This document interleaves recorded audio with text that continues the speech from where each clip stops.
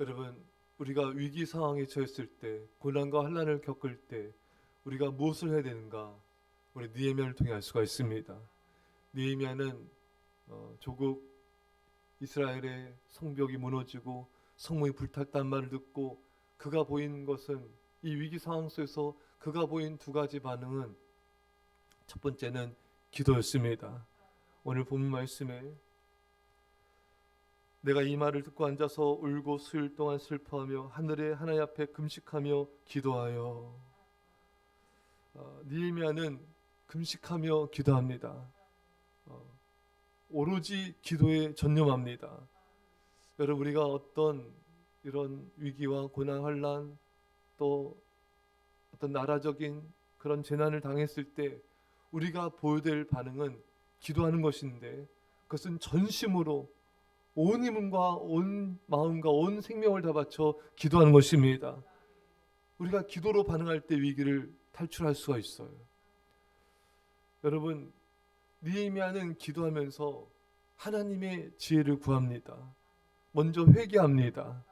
이런 고난, 이런 재난, 이런 예루살렘 성벽이 무너지는 일들이 나와 우리 아버지 집이 범죄하여서, 우리 민족이 범죄하여서 이런 재난과 환난을 겪게 되었습니다. 모든 게 우리 죄로 일어나는 것은 아닐 거예요. 모든 것을 우리 죄로 볼 필요는 없습니다. 하지만 어떤 환난과 고난을 겪을 때는 우리는 느헤미야처럼 우리 안에 무슨 죄가 있는가, 나만 보는 게 아니라 우리 아버지 집이, 무슨 부모님 집이 무슨 죄를 범한 것이 아닌가, 우리 공동체와 교회와 이 민족이 어떤 죄가 있지 않는가 돌아보면서 느헤미야처럼 회개할 필요가 있습니다. 왜냐하면 우리 기도가요, 죄가 막혀져 있으면 응답이 안 되거든요. 먼저 죄를 회개하고 자복할 때 하늘 하나님께서 우리 기도를 들어주십니다. 그러니까 여러분, 우리가 죄를 회개한다는 걸 크게 심각하게 생각할 필요가 없어요. 날마다 우리 세수하지 않습니까? 그런 것처럼 우리 날마다 회개의 눈물로 우리 마음과 영혼을 닦고 우리 행실을 거룩하게 하게 하면 되는 것입니다. 회개하는 작업은 꼭 내가 뭔가 잘못해서 이런 건가, 뭐 이렇게 부정적으로 또 이렇게 어떤 안 좋은 이미지로 볼 필요가 전혀 없어요. 그냥 세수한다, 날마다 손을 씻는다, 이런 것처럼 이건 기쁘고 즐거운 일이에요. 그런 식으로 우리가 반응할 필요가 있습니다. 그래서 우리가 전심으로 기도할 때 하나님께서 우리를 위기에서 우리를 건져주시는데, 어떻게 건져주시냐면은 느헤미야는 회개하며 기도하면서 하나님의 지혜를 구해요. 내가 이것을 어떻게 처리해 나갈까? 하나님께서 느헤미야 마음속에 예루살렘으로 가라, 이런 마음을 주십니다. 가려면은 이 아닥사스다 왕의 허락을 받아야 돼요. 그럼 내가 어떻게 허락을 받을 건가? 기도하면서 느헤미야는 하나님의 또 지혜를 구합니다. 또 가서 필요한 제목도 기도하면서 또 내가 왕에게 이 제목을 구해야 되겠다. 또 이 국경을 통과하려면은 또 왕의 이런 또 조서도 필요하겠다. 이런 기도하면서 하나님이 주시는 이 지혜, 아이디어를 계속해서 생각해 나갑니다.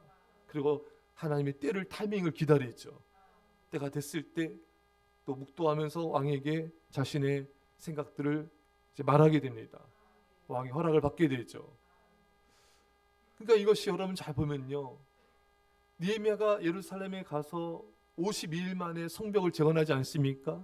사실 혼자의 힘으로 한다는 것은 거의 불가능하죠. 그 먼 거리를 누가 따라가겠습니까? 또 따라간다 한데 어떻게 또 그것을 또 세울 수 있는 그런 이런 여러 가지 필요한 것들을 얻을 수가 있겠습니까? 근데 느헤미야는 이 모든 것을 하나씩 하나씩 기도하면서 해나가는 거예요. 기도하고 또 하나님 주신 마음에 순종하고, 또 예루살렘에 가서도 혼자 몰래 밤에 성벽을 이제 여러분 거기를 이렇게 돌아보지 않습니까? 그러면서 이제 또 기도하면서 나가는 거예요. 사람들의 마음을 움직여야 되겠다. 이런 과정들이 기도하면서 순종하고, 또 기도한 사람께서 마음 주시면 순종하고, 사실 이게 혼자 이거를 한 거잖아요. 시작점이 느헤미야로부터 시작되지 않았습니까? 해야 될 일은 너무 많고 막막해 보이고 너무 커 보이고 자신은 정말 너무 부족하고 가진 것도 없고, 하지만 느헤미야가 기도하면서 이 모든 것을 하나님과 함께 하나씩 하나씩 풀어갑니다. 우리에게 이런 자세가 필요해요. 너무나 큰 이 문제 앞에 내가 어떻게 나갈까 두려워 떨며 낙심좌절 염려 근심 걱정할 게 아니라 기도하면서 하나님이 나에게 주시는 마음, 나에게 주시는 음성, 또 그 주님의 하나님의 말씀 붙잡고 하나씩 하나씩 주님과 함께 한 걸음씩 내디디면 되는 거예요. 그 하나님 우리를 하나씩 하나씩 인도해 주십니다. 근데 우리가 두려움도 있지만 우리 어리석음도 있어요. 그게 뭐냐면은 그냥 하나님의 단방에 딱 이걸 해주기 원하는 거예요. 물론 하나님 그렇게 할 수도 있어요, 여러분. 하지만 하나님은 우리가 하나님과 함께 이것을 상의하면서 하나님과 함께 한 걸음씩 나아가면서 우리 믿음이 자라길 원하고 하나님의 놀라운 인도하심을 체험하면서 하나님은 이런 분이시구나, 하나님을 알아가기를 원하십니다. 그러니까 여러분, 그냥 오늘 하루를, 이 순간을 주님께 기도하면서 주님과 함께 나가면 됩니다. 하나님이 우리를 한 걸음씩 한 걸음씩 인도해 주세요. 그래서 우리 그 한 걸음 한 걸음을 감사하고 기뻐하며 즐기면 됩니다. 하나님 인도해 주세요.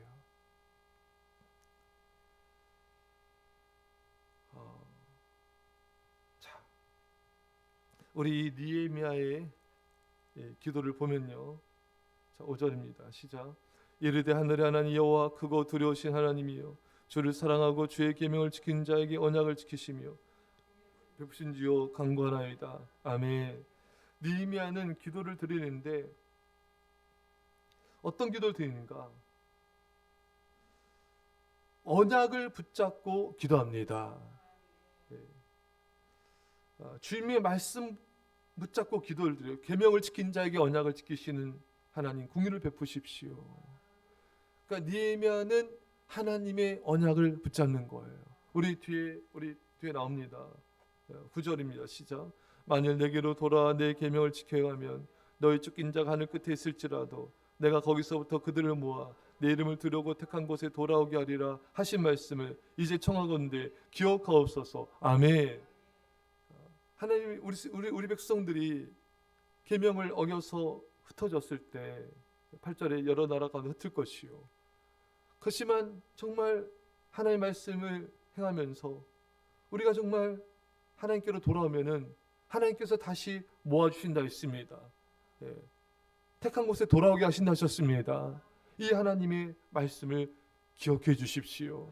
이 말씀이 여러분 솔로몬이 성전을 봉헌할 때 하나님 주신 말씀이잖아요. 너희가 범죄하면은 하나님이 흩어버릴 것이다. 하지만 성전을 향하여 기도하면은, 성전에서 기도하면은 다시 하나님께서 모아주실 것이다. 지금 이 말씀을 붙잡고 느헤미야는 기도하는 거예요.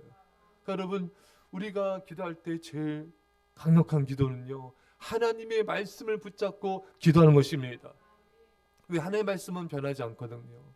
하나님의 말씀은 신실합니다. 이 말씀을 붙잡고 기도할 때 우리는 담대해져요. 굳건해집니다. 왜? 하나님 말씀대로 어떤 상황과 환경이 있을지라도 하나님 말씀대로 이루어지기 때문에 우리가 고난과 환난 가운데 더욱 하나님의 말씀을 붙잡고 기도해야 돼요.